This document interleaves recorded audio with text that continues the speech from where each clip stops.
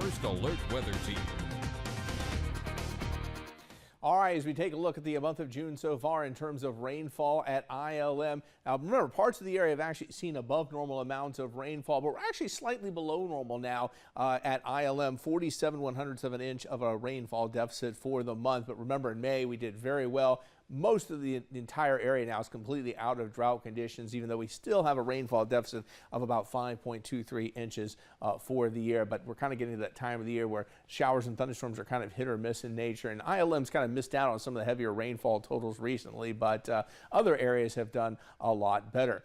Now, in terms of temperatures, this is probably not going to be a big surprise. We are above normal. This is a look at the mean temperature. We're talking about the average of the highs, the average of the lows. And other than about the first 4 days of the month, we started off below normal. But ever since then, just about every single day has been above normal. You average it all out. We are now running about 2.4 degrees above average. So June at this point, a little bit on the warm side compared to normal. All right, for the rest of tonight, muggy night ahead, 74 degrees, the overnight low. That's a little bit above normal. Muggy breezes and not much of a chance of a shower or thunderstorm, it looks like, for the rest of tonight. And same thing is going to apply tomorrow, only a slim chance of a shower or a thunderstorm. Thankfully, not as hot as it was yesterday when we saw the hottest day of the year, 99 degrees. We were talking about extreme heat warnings. None of that, but it is going to be hot still, 92 degrees for the high. We still think the heat index is likely to top 100 degrees. So you still got to pay attention to your body. Make sure you're drinking the water. Take the breaks in the air conditioning, obviously, when you can.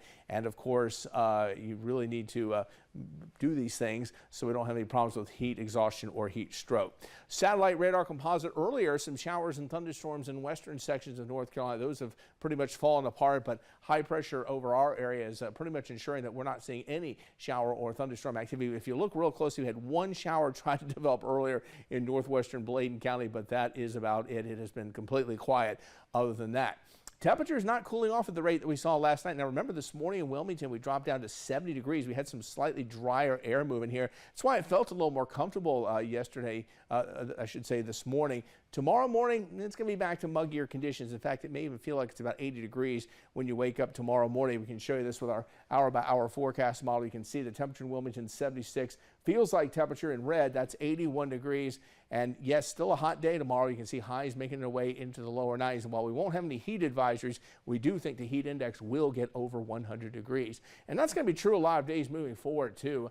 Not much change in the day-to-day forecast. Low shower and thunderstorm chances. Highs generally around 92 degrees. Humidity levels may tick up. Great beach weekend, I have to say, with lots of sunshine, seasonable temperatures, and low rain chances. But starting Tuesday and Wednesday as we get into July, thunderstorm chances start to climb, especially on Wednesday, and the pattern likely to be a little more active as we get into the 4th of July week. And can you believe